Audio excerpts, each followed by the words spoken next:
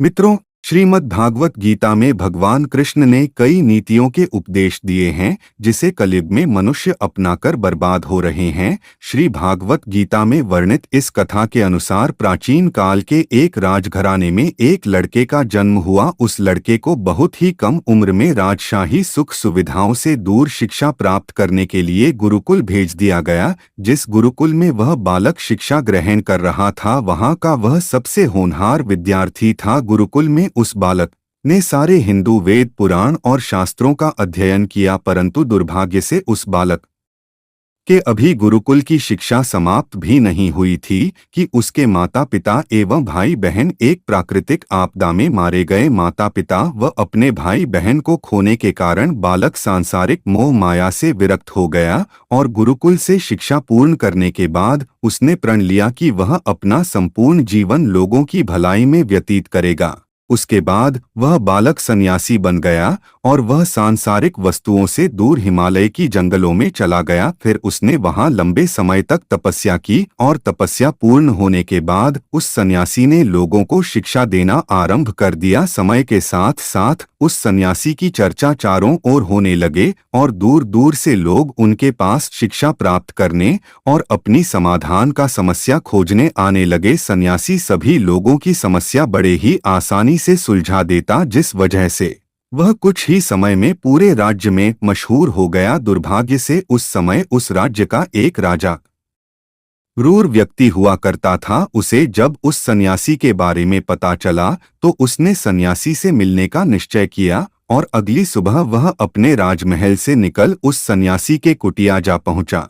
वहां पहुंचकर उसने उस सन्यासी से भेंट की, जिसके बाद एक चमत्कार हुआ। वह राजा पहले ही मुलाकात में सन्यासी के व्यक्तित्व से इतना प्रभावित हुआ कि उसने उसी समय से अच्छाई की राह पर चलने की ठान ली और मन ही मन सोचने लगा कि इतनी छोटी सी मुलाकात में वह सन्यासी मुझे इतना बदल सकता है, तो यह अगर हमेशा मेरे साथ रहने लगे तो मेरी तो जिंदगी ही बदल जाएगी। इसके बाद राजा सन्यासी से अपने साथ राजमहल चलने के लिए आग्रह करने लगा। राजा के आग्रह को सन्यासी ठुकरा ना सके और वह राजमहल चलने को तैयार हो गए। राजा सन्यासी को साथ लेकर राजमहल की ओर चल दिए। राजमहल पहुंचने पर सन्यासी का खूब आदर सत्कार किया गया। उसके बाद राजा ने सन्यासी को कमरे में भोजन करवाया।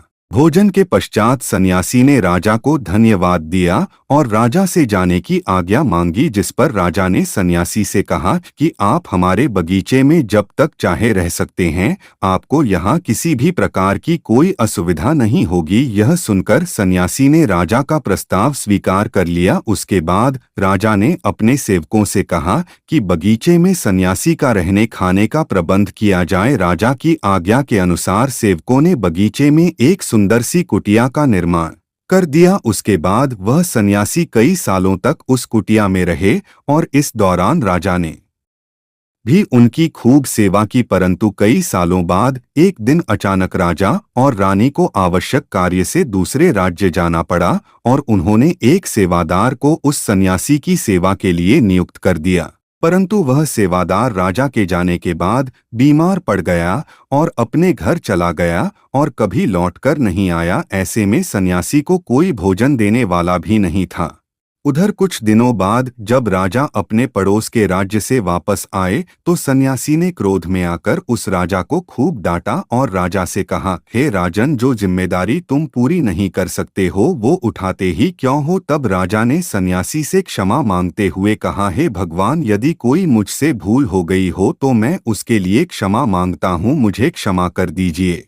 कुछ देर बाद मामला शांत हो गया। रानी भी यह सब चुपके से देखती पर शांत रही। उसके बाद राजा ने उस सन्यासी को कोई भी शिकायत का मौका नहीं दिया और उसकी खूब सेवा की। परंतु कुछ दिनों बाद एक बार फिर राजा को एक आवश्यक कार्य से राज्य के बाहर जाना पड़ा, मगर इस बार राजा ने राज्य के बाहर जाने से पहले रानी को निर्देश दिया कि जब तक मैं नहीं आता आप स्वयं सन्यासी की सारी जरूरतों का पूरा ध्यान रखेंगे।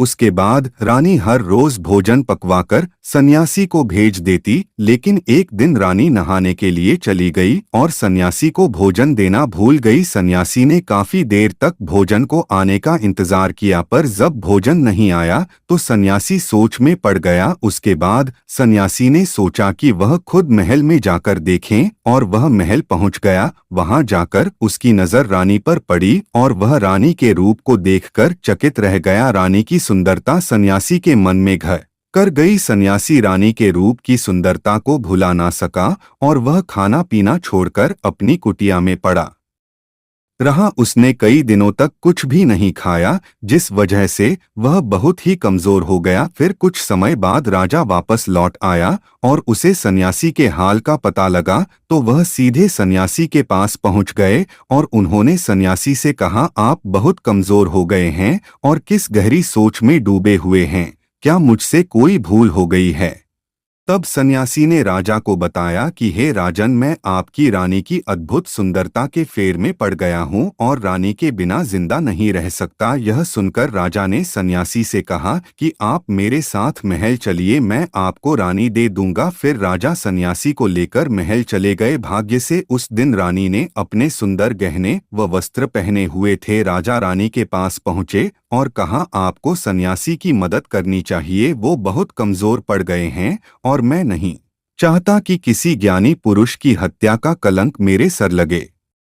उसके बाद राजा ने रानी से पूछा कि क्या आप यह पाप अपने सर लेना चाहते हैं?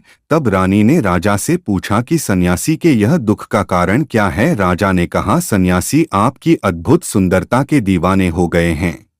यह सुनकर रानी ने कहा है कि हे राजन, आप चिंता ना करें, मुझे पता है कि मुझे क्या करना है, जिससे ना कि आपके माथे पर एक सन्यासी की हत्या का पाप लगेगा और ना ही मेरी पतिव्रता धर्म नाश होगी। और फिर राजा ने रानी को सन्यासी को सौंप दिया। उसके बाद सन्यासी रानी को लेकर कुटिया पर पहुंचा तो रानी ने सन्यासी से कहा कि हमें रहने के लिए घर चाहिए। यह सुन सन्यासी तुरंत राजा के पास गया और कहा, हे राजन, हमें रहने के लिए घर चाहिए। राजा ने उनके लिए घर का प्रबंध किया। सन्यासी रानी को लेकर जब घर पहुंचा तब रानी ने कहा, घर तो बहुत गंदा है और इसकी हालत तो बहुत खराब है। सन्यासी फिर राजा के पास पहुंचा और कहा, आपने जो घर मुझे दिया है वह घर की हालत तो बहुत खराब है। तब राजा ने उस घर की हालत ठीक करवा दी।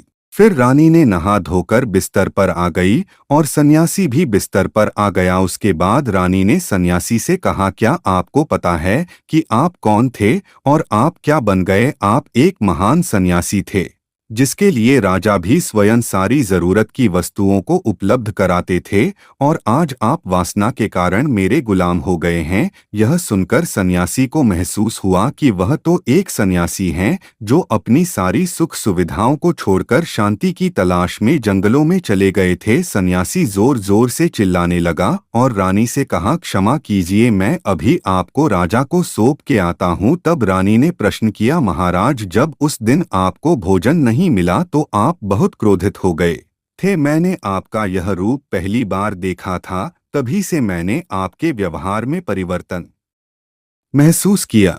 तब सन्यासी ने रानी को समझाया कि जब मैं जंगल में था तो मुझे समय पर भोजन भी नहीं मिला करता था, पर महल में आने के बाद मुझे सुविधाएं मिली और मैं उसके मोह में फंस गया। मुझे इसके प्रति लगाव उत्पन्न हो गया और फिर इनको पाने का लालच हो गया, और जब मुझे नहीं मिला तो क्रोध उत्पन्न हुआ। सन्यासी ने बताया, सच तो यह है कि अगर इच्छा पूरी ना हो तो क्रोध उत्पन्न होता है और यह पूरी हो जाए तो लालच बढ़ जाता है। फिर सन्यासी ने बताया कि यही इच्छा की पूर्ति मुझे वासना की दीवार तक ले आया और मैं आपके प्रति आकर्षित हो गया। इसके बाद सन्यासी को समझ आ गया कि अब उसे जंगलों में लौट जाना चाहिए और उन्होंने ऐसा ही किया। भागवत गीता में भी श्री कृष्ण ने नरक के 3 द्वार बताए हैं और यही वह 3 द्वार हैं, काम, क्रोध और लोभ। और आज की इस कलयुग में भी इंसान इन्हीं चीजों में उलझा हुआ है, जिसके कारण उन्हें शांति नहीं मिलती। तो मित्रों, आज की हमारी ये प्रस्तुति कैसी लगी कमेंट करके जरूर बताएं।